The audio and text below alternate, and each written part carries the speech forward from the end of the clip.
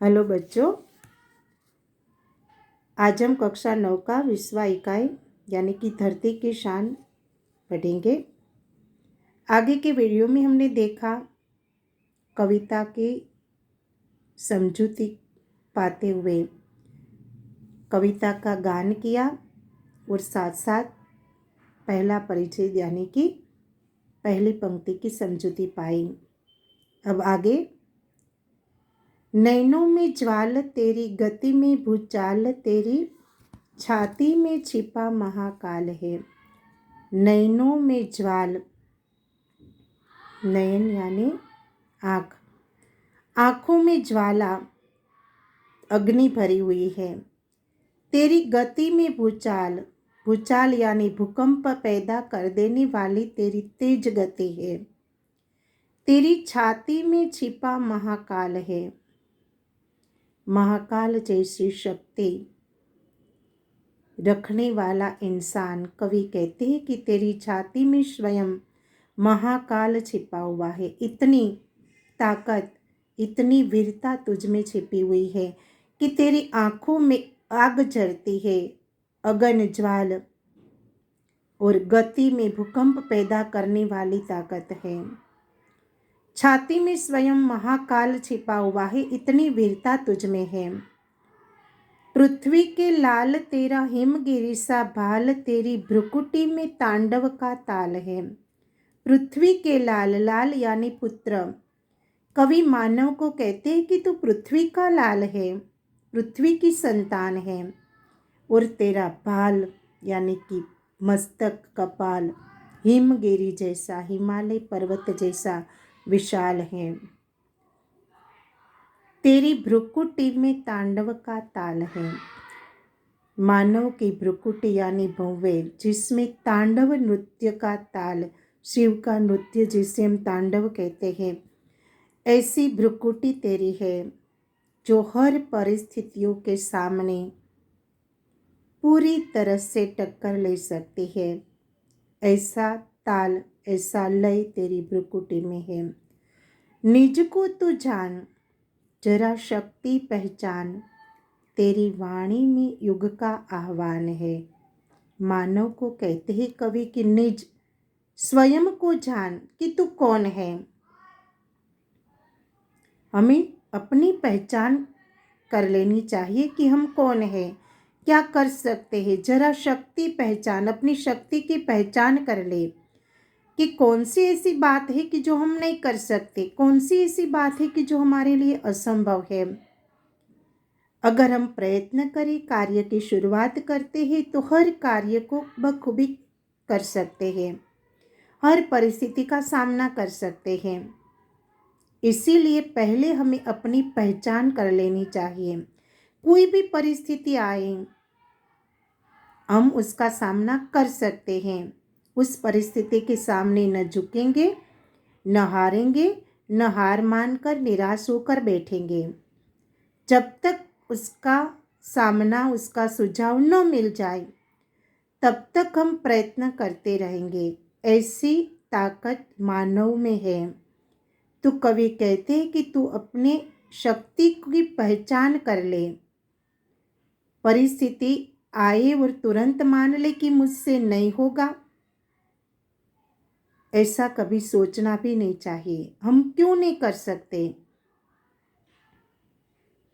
कोई कर सकता है और हम क्यों नहीं कर सकते? हम भी एक मानव हैं। हमारा शरीर भी उसी हड्डी पसलियों से बना हुआ है, उसी तरह का रक्त हमारे शरीर में बहता है। वह सफल हो सकता है तो हम क्यों नहीं हो सकते? यह बात स्वयं निज की पहचान करके जान लेनी चाहिए। तेरी वाणी में युग का आह्वान है। मनुष्य की वाणी में युग का आह्वान, आने वाले भविष्य की पुकार है।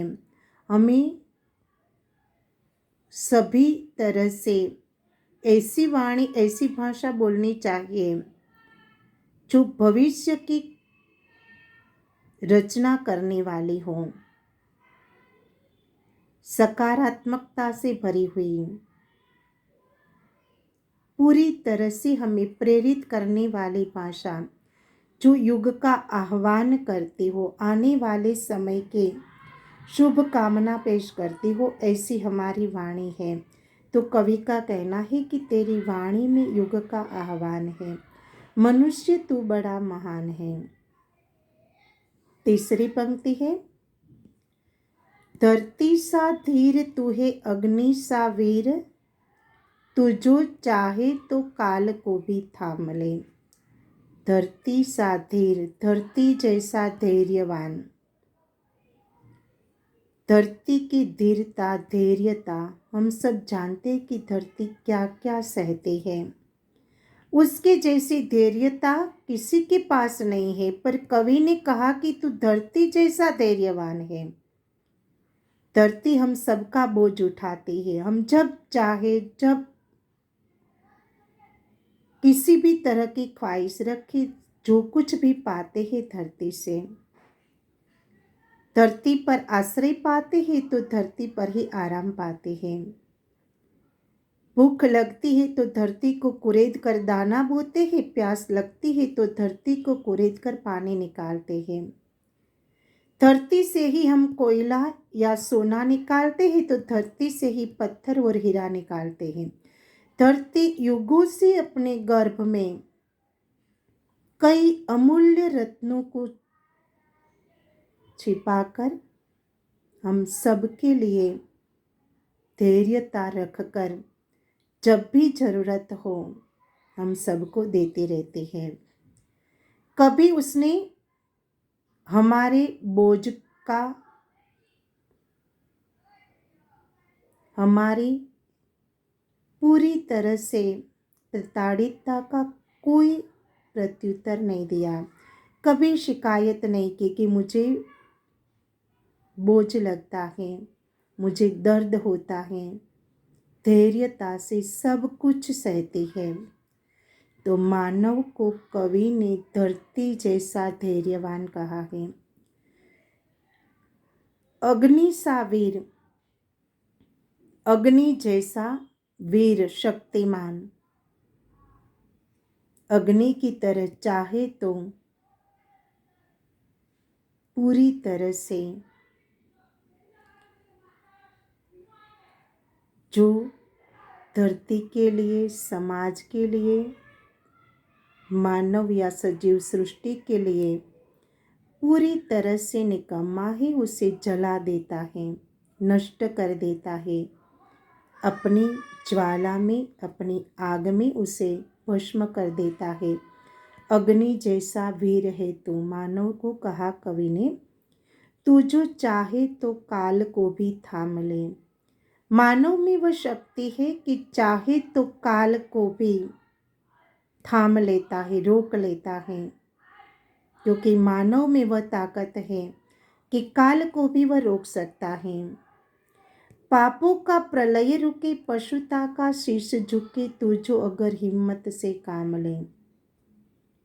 पापों का प्रलय रुके। आजकल जो पाप बढ़ रहे हैं, प्रलय की तरह बह रहे हैं, मानव अगर हिम्मत से मस्तक उठाकर काम लेने लगे तो सारे पाप रुक जाए, पशुता का शीश झुक जाए। पशुता जैसा व्यवहार करने वाले, बर्बरता से भरे हुए कई दृश्य, कई मानव की शक्तियाँ जो पशु की तरह आज मानव जाति के लिए कलंक रूप बनती है, ऐसी सारी घटनाएं, ऐसी सारी पशुता मानव अगर हिम्मत से काम लेने लगे तो अपने आप मिट जाए, रुक जाए, झुक जाए। क्योंकि मानव में वह ताकत है, वह हिम्मत से काम लेने लगे तो इन सारी परिस्थितियों पर जीत पा सकता है कि पाप रुक जाए और पशुता का शीश झुक जाए। गुरु सा मतिमान, पवन सा तू गतिमान, तेरी नभ से भी ऊंची उड़ान है। गुरु सा मतिमान, गुरु यानी बृहस्पति। कवि ने दृष्टांत लिया कि उसके जैसा तो बुद्धिमान है, मतिमान, और पवन जैसा गतिमान। पवन की तरह तेरी गति है। पवन की गति सबसे बढ़कर हैं, तो मानव भी पवन की तरह गतिमान है और बृहस्पति जैसा ज्ञानी बुद्धिमान अपने ज्ञान के बल पर, अपनी गति के बल पर वह नभ से भी ऊंची उड़ान भर सकता है। मनुष्य तू बड़ा महान है। कवि ने मानव की महानता को बताते हुए कहा है कि तू जो चाहे तो इतना सब कुछ कर सकता है। तेरी शक्ति की पहचान कर ले कि तू बड़ा महान है।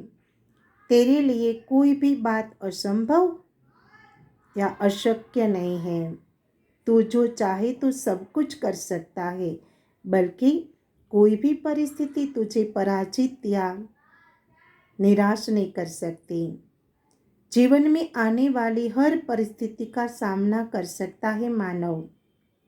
उसमें उतनी शक्ति है। जरूरत है अपनी शक्ति की पहचान करने की, क्योंकि छोटा सा पत्थर रास्ते में आ जाए और हम उसके सामने झुक जाए, बैठ जाए कि अब हम कैसे आगे बढ़े, तो वह पत्थर अपने आप आगे नहीं, अपने आप रास्ते से नहीं हटेगा। या तो हमें उसे पार करना पड़ता है या तो अपने रास्ते से हटाना पड़ता है। उसी तरह जीवन में आने वाली छोटी बड़ी मुसीबतें, उसके सामने हम हताश, निराश और थक कर बैठ जाए कि हमारे जीवन में तो विडंबनाएं हैं, मुसीबतें हैं, अब हम कैसे जी सकते हैं, तो वह मुसीबत अपने आप नहीं हटती। उसके लिए हमें प्रयत्न करना पड़ता है, क्योंकि छोटी बड़ी मुसीबतों को बड़ा पर्वत मानकर हताश या निराश होकर बैठ जाए तो हम कभी अपनी मंजिल तक नहीं पहुंच पाएंगे। उसे तो छोटा सा कंकर मानकर पैरों तले रोंद कर हमें आगे बढ़ना है, क्योंकि हम मानव हैं, भारत की संतान है। कोई भी परिस्थिति हमें पराजित नहीं कर सकती, क्योंकि मानव कई बड़ी विडंबनाओं का, कई बड़ी आफतों का सामना करके ऊपर उठा है। और जितनी मुसीबतें आती है उतनी मुसीबतें हमें नया ज्ञान, नई शिक्षा, नया अनुभव देकर जाती है कि हम कुछ नया सीखते हैं। परिस्थिति के वश न होकर, परिस्थिति पर जीत पाकर हमें आगे बढ़ना है, क्योंकि आखिर मानव जाति ही समग्र सजीव सृष्टि पर संचालन करती है। वही समग्र सजीव का पोषण भी और रक्षण भी कर सकती है। ईश्वर ने मानव को यह शक्ति दी है कि उसे जड़ में जान, हमने आगे की कविता में पढ़ा था कि ईश्वर बनना था इंसान को। ईश्वर ने हमें हाथ इसलिए दिए थे कि वह समग्र सृष्टि पर शासन कर सके। बुद्धि भी इसलिए दी है कि हम सबका पोषण कर सके, सबके रक्षक बन सके। हमें पशुता को झुकाना है, पापों को रोकना है, और इसके लिए हमें हिम्मत से काम लेना पड़ेगा। अपनी शक्ति को जगाकर हम हर परिस्थिति पर पूरी तरह से प्रयत्न करके आत्मविश्वास के साथ आगे बढ़ेंगे। ऐसा बल, ऐसी ताकत स्वयं भगवान ने मानव जीवन में, मानव शरीर में दी है। स्वयं भगवान ने कहा है कि मैं तेरी आत्मा में हूँ, यानी कि स्वयं भगवान का अंश मानव शरीर में छिपा हुआ है। इसीलिए धरती की शान कविता में कवि भरत व्यास ने हमारे सामने मानव की महानता को बताते हुए बहुत कुछ कह दिया कि मानव चाहे तो इतना सब कुछ कर सकता है, क्योंकि उसमें वह शक्ति है। और उन सारी शक्तियों की पहचान कर वह नभ में ऊंची उड़ान भर सकता है। उसके पास वह बल, वह ताकत है, क्योंकि वह धरती का गौरव है, धरती का ऐश्वर्य है, धरती का वैभव है। धरती की शान, शान यानी वैभव, संपत्ति, ऐश्वर्य, गौरव, यह सब धरती की शान मानव है। और उसमें भी भारत की संतान जो ऋषियों की भूमि मानी जाती है, ऐसी भूमि पर जन्म लिया तो हमें अपने जीवन की महत्ता को पूरी तरह से समझ लेना चाहिए कि हम निस्तेज, निर्माल्य, असहाय या अबुद्ध नहीं है। अपार बुद्धि शक्ति का भंडार मानव शरीर में, मानव के मस्तिष्क में भरा पड़ा हुआ है। जरूरत है सिर्फ उससे काम लेने की। हम जितना शरीर से, जितना मस्तिष्क से काम लेंगे, उतनी वह हमें ज़्यादा सहायता करेंगे, वह ज़्यादा हमें वफादार रहेंगे। हम शरीर को ऐसे ही निष्क्रिय बनाकर बैठे रहेंगे तो शरीर अपने आप रोगिष्ट और निकम्मा बन जाएगा। जितना हम उससे काम लेंगे, जितने परिश्रम करवाएंगे, उतना हमारा शरीर हमसे, हमारे दिमाग से वफादार रहेगा। मस्तिष्क का भी वही है, जितना हम प्रयत्न करेंगे उतना ही वह तेजस्विता प्राप्त करेगा। बौद्धिकता को अगर हम इसी तरह निष्क्रिय, निस्तेज बनाकर रखेंगे, उसे कसे बिना ही ऐसे ही पड़े रहेंगे, तो वह भी पूरी तरह से निकम्मा हो जाएगा। तो इसी तरह धरती की शान मानव को कवि ने बड़ा महत्व देते हुए कहा है कि वह मनुष्य तू बड़ा महान है। कभी अपने को छोटा मत समझना।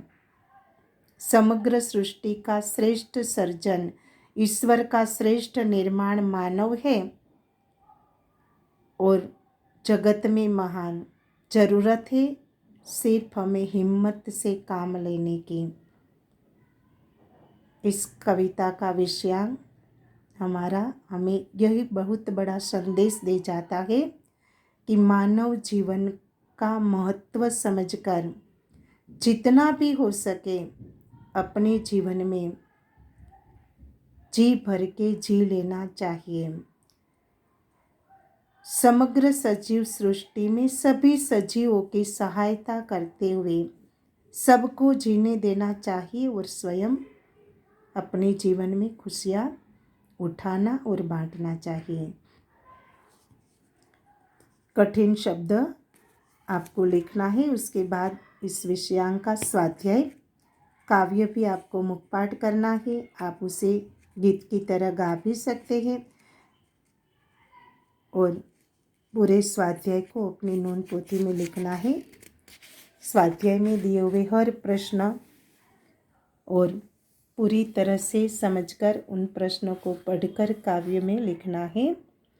काव्य पंक्ति का भाव भी यहाँ पर दिया गया है, उन काव्य पंक्ति के भाव को भी स्पष्ट करना है और इसी तरह पूरे स्वाध्याय को अपनी नोंद पोथी में लिखना है। जय हिंद, जय भारत, खुश रहो, शुभकामना।